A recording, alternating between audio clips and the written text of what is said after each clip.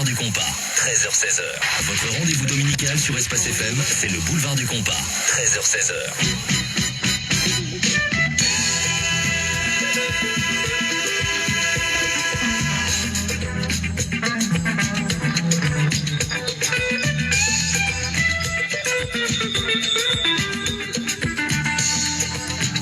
Encore merci à vous toutes et à vous tous d'avoir choisi Espace FM. Comme tous les dimanches 13h-16h, vous êtes en compagnie de Michel Marchand pour votre émission Le Boulevard du Compas.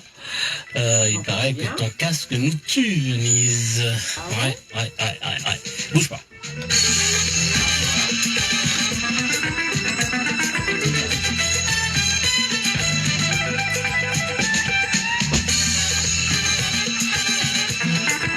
Voilà, c'est comme ça quand on présente et qu'on fait la technique en même temps, donc du coup, parfois, faut... Ça va là maintenant. Tu ne t'entends pas ?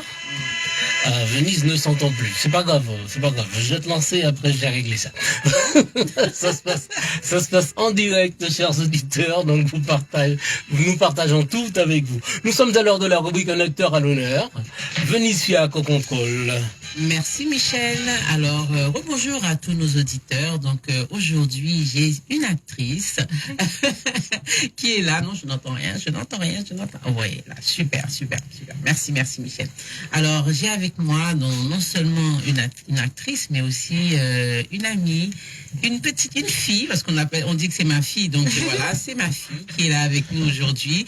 Vous la connaissez tous, c'est Vanny, présidente. Donc, elle fait énormément de choses dans la communauté, hein. Donc quand on dit actrice, c'est vraiment une très bonne actrice de la communauté haïtienne de France.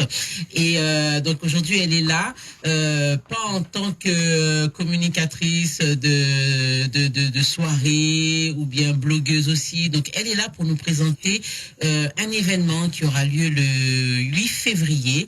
Elle va nous parler un petit peu de cet événement. Donc vous l'avez pas vu sur les réseaux sociaux parce que c'est quelque chose de privé pour le moment. Donc c'est les invités sont triés, n'est-ce pas, Vanny?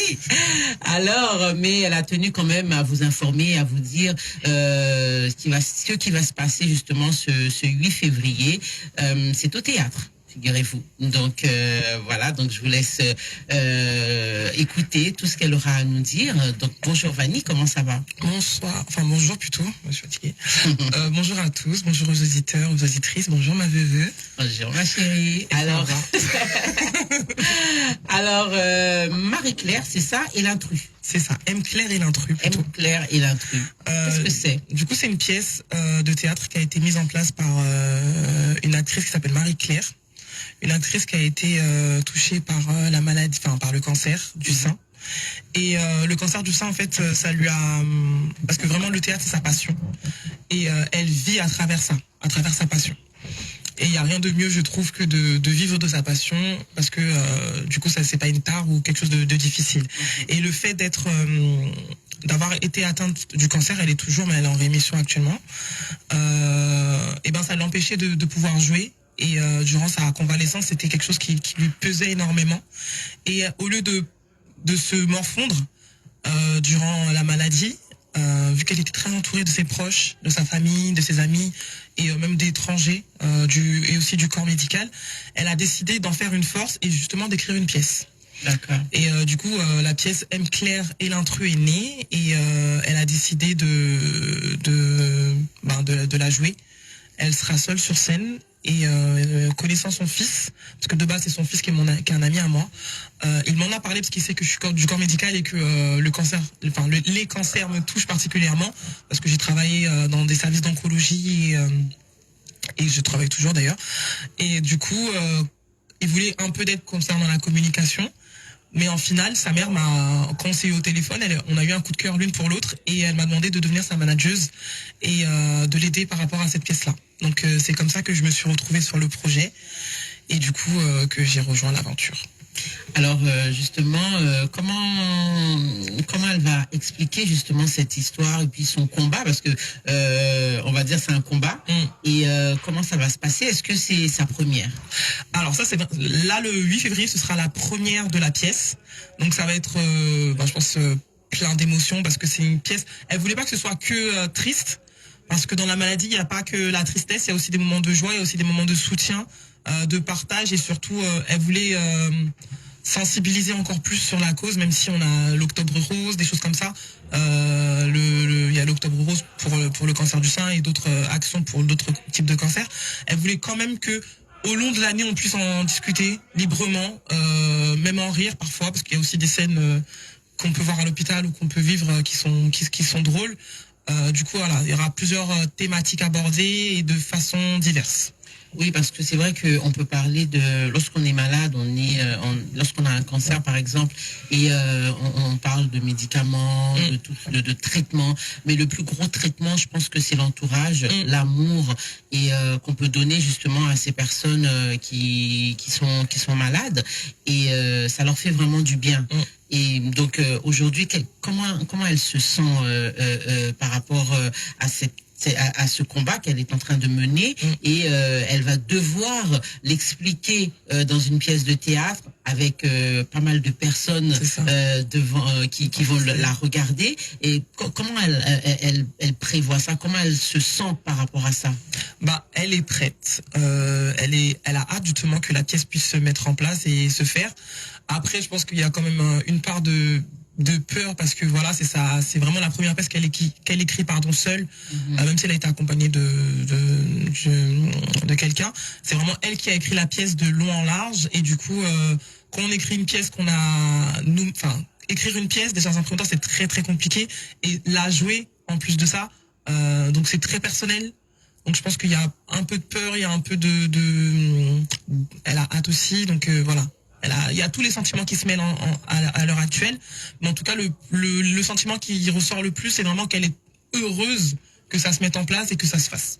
Est-ce que pour elle, justement, de pouvoir performer ce jour-là, c'est une façon aussi de montrer à d'autres personnes qui sont malades ce courage qu'elle a de s'exposer, de dire voilà, j'ai un cancer, mais voilà ce que j'en fais moi de ce cancer.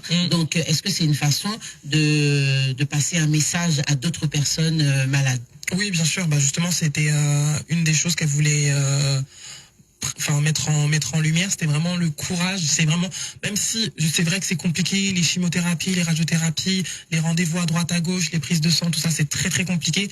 Souvent les patients sont très très affaiblis.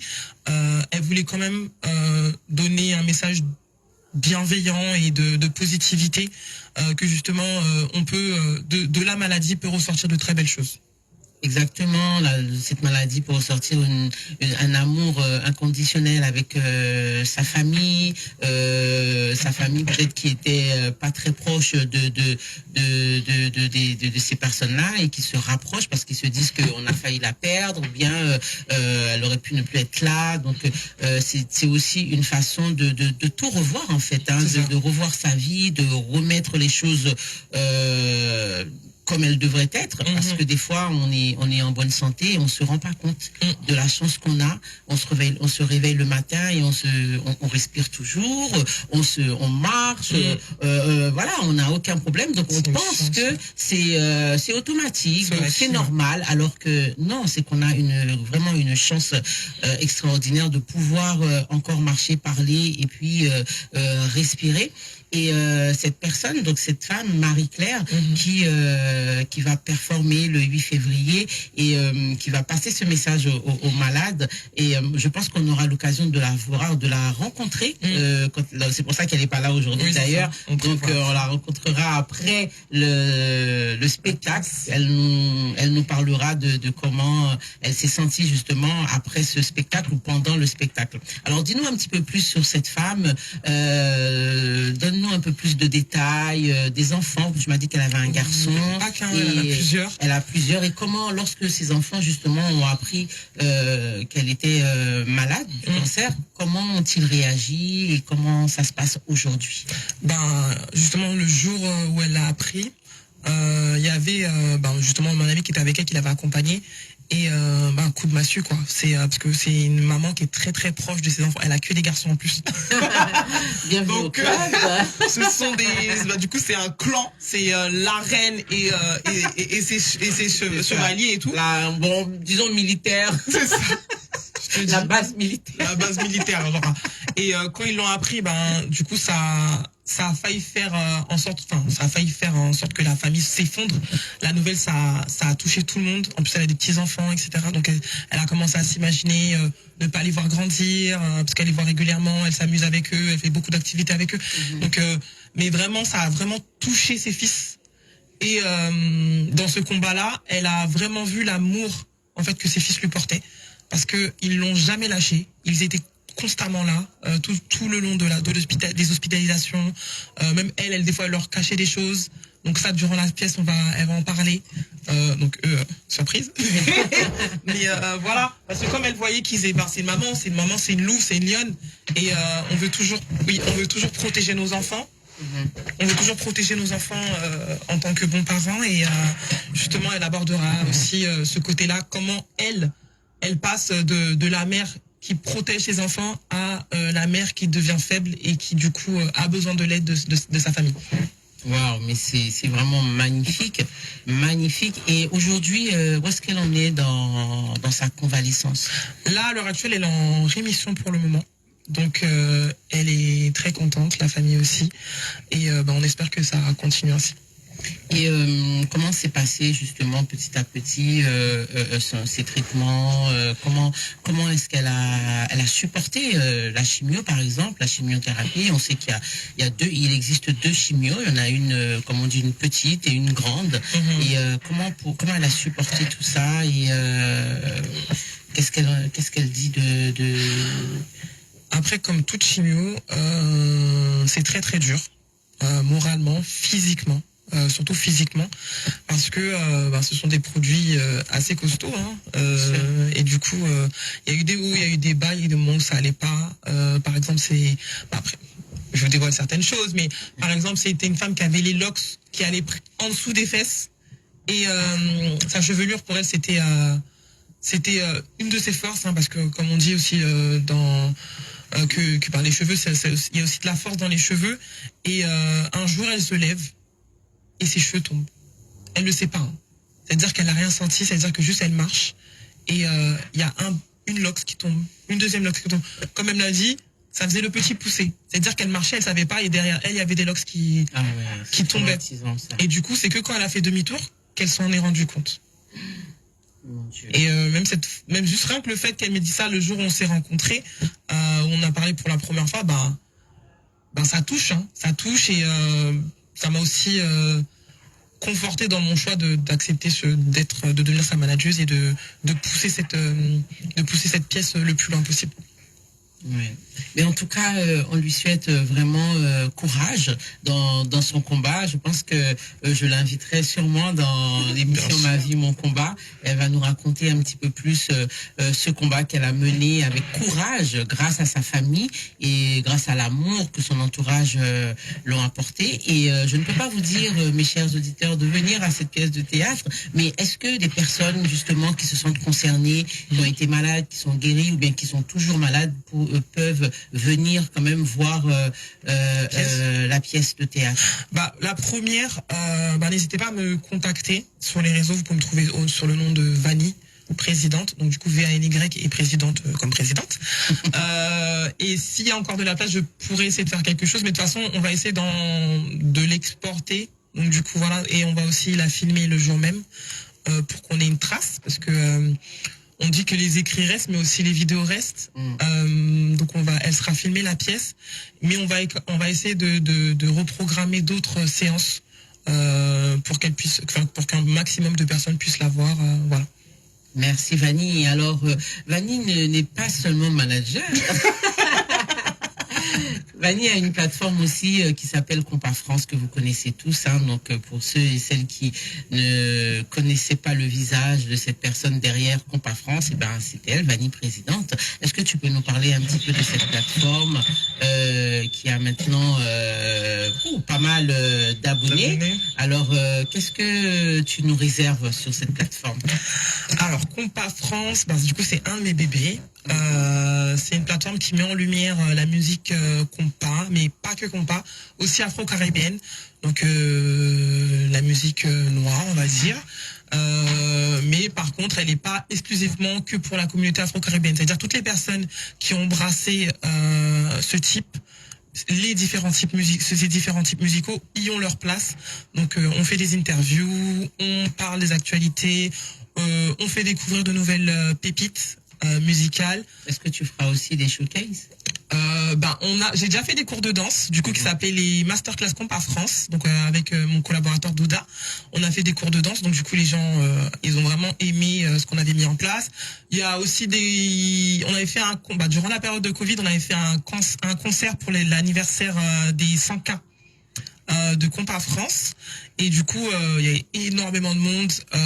Il y avait plusieurs DJ avec lesquels j'ai l'habitude de travailler qui ont accepté de venir ce jour-là et de performer gratuitement pour cet événement-là, parce que c'était une façon pour eux de me remercier, de les mettre en lumière régulièrement. Et oui, il y aura probablement des shows spécial Compas France avec des personnes ou des artistes que moi j'aime, des scènes ouvertes, des choses comme ça. Alors, quelle est la place des jeunes, justement, dans Compas France, les jeunes qui commencent dans la musique? Qu'est-ce que tu pourrais leur dire, et comment tu pourrais travailler avec eux?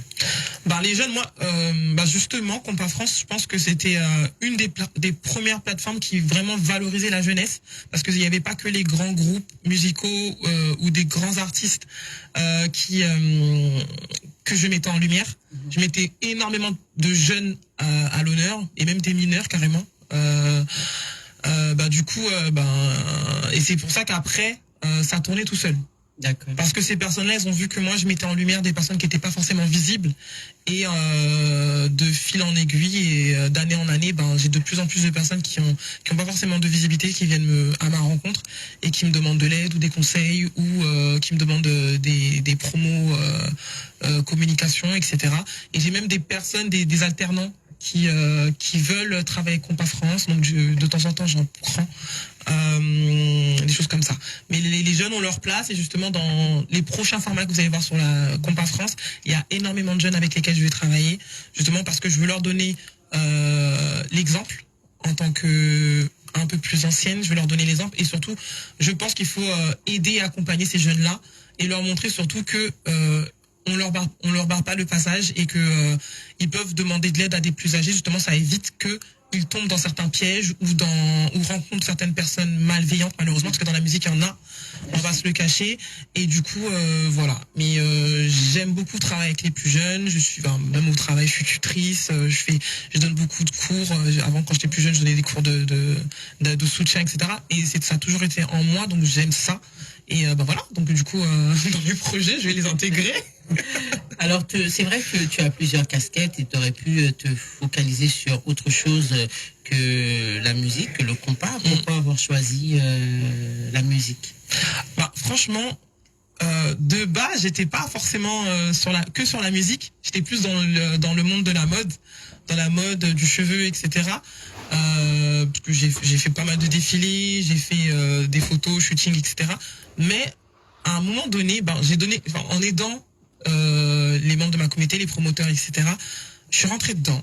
Et puis, comme le disait, j'avais un ami qui m'a dit quoi? Il m'a dit, c'est parce que je porte le nom Jean-Baptiste. Jean-Baptiste. Il m'a dit, comme tu portes le nom Jean-Baptiste, parce que le créateur du compas s'appelle Némour Jean-Baptiste, il m'a dit que c'est de là que ça part. Et du coup, l'histoire, il m'a inspiré. Et l'histoire, je me suis dit, mais il a pas de tort. Je me dis, il a pas tort. Et en final, voilà, donc du coup, le compas me suit partout. Je peux même vous dire que même quand je pars en vacances, même si je me retrouve à l'autre bout de la terre, et dans l'hôtel, ils vont me passer du compas. Alors que j'ai rien demandé. Et du coup, même ma fille, je suis partie au Sénégal avec elle, on était à l'hôtel et ils passaient tout style de musique. Et à un moment donné, on a une session compas. Et elle me dit, non mais toi, c'est pas possible. Elle me dit, le compas te suit. Et je dis, et t'as vu, je me suis pas levée pour aller voir le DJ. Donc voilà. Quoi? Oui, mais non, mais partout, le compas me suit. Carrément, on m'appelle Madame Compas, pour te dire, donc la présidente du compas. Alors, les actualités sur ACP? ACP, il y a de très belles choses qui se profilent, bien évidemment. Je peux pas en parler parce que voilà quoi. Mais franchement cette année, ça va être sexy. Les shows vont être sexy et on va mettre vraiment le compas sur un autre level. Sur un autre level. On a commencé, mais là ça va être là c'est tout ce que je voulais quoi. C'est vraiment l'essence et c'est vraiment mise en lumière, spotlight sur le compas et vraiment mettre en lumière notre culture. Tout ce que j'aime. Magnifique.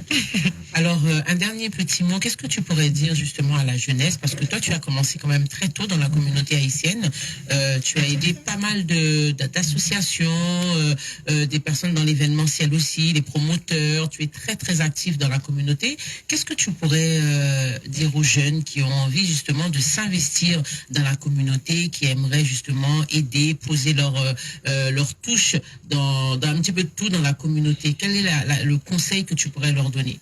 Alors le conseil que je voudrais leur donner, c'est de pas rester bloqué sur le passé, parce que je sais qu'il y a beaucoup de choses qui se disent sur la communauté haïtienne, parce que c'est vrai qu'il y a beaucoup d'anciens qui se sont pris des coups, pas comme la communauté haïtienne, même antillaise en général, ils se sont pris des coups les uns les autres. Il y a beaucoup de personnes selfish ou qui pensent qu'à leur personne. Faut pas rester sur ça. Moi, je pense que dans la communauté, de fil en aiguille, il y a des personnes qui sont bienveillantes et qui ont envie de faire les choses avec les autres. Et moi, je leur donne leur place.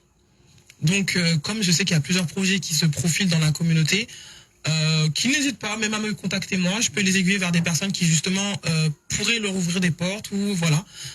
Moi, je travaille beaucoup. Je rencontre beaucoup de jeunes. J'aime bien écouter aussi ce qu'ils disent et il faut surtout observer ce qu'ils font.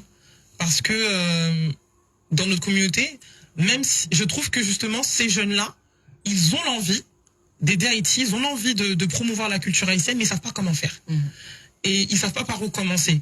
Et des fois on fait par exemple sur Twitter X maintenant, on fait des calls etc. ensemble et puis on discute, on voit quelles sont leurs difficultés, qu'est-ce qu'ils pensent, etc. Ou quelles expériences ils ont déjà eues. Et souvent j'entends qu'ils parlent des expériences de leurs parents. Moi, je pourrais dire que mes parents, ils ont aidé énormément. Ils ont pris aussi beaucoup de coups. Et du coup, ça a fait en sorte que, moi, je sais qu'à un moment donné, on était dans la communauté haïtienne et à un moment donné, ils ont tout coupé. Ça veut dire qu'ils nous ont sortis de la communauté haïtienne totale. Ça veut dire que j'ai grandi avec toutes les autres nationalités, mais pas d'haïtiens. À un moment donné. Et mon père, il n'a pas compris. Le virage à 360 degrés. Il m'a dit, mais toi, je comprends pas. T'es plus haïtienne que tous les haïtiens. Il m'a dit, toi, tu veux pas lâcher l'affaire. C'est-à-dire que quand j'étais à l'école, je faisais des exposés Haïti. Je faisais dès que j'avais l'opportunité de faire un exposé ou quoi que ce soit, il y avait toujours Haïti dedans. Parce que pour moi, on m'a même mis en dehors d'une classe parce que j'ai dit la vérité. Le professeur, il a pas trop kiffé que je dise que pas l'armée, mais que les Haïtiens avaient battu l'armée de Napoléon. Et m'a mis en dehors de la classe. Il m'a dit de sortir. Là, tu n'étais pas vraiment la bienvenue. Ah, je n'étais pas la bienvenue. Mais bon. On va en reparler tout après une petite pause de publicité ou de musique, je sais pas ce qu'on veut. Allez hop.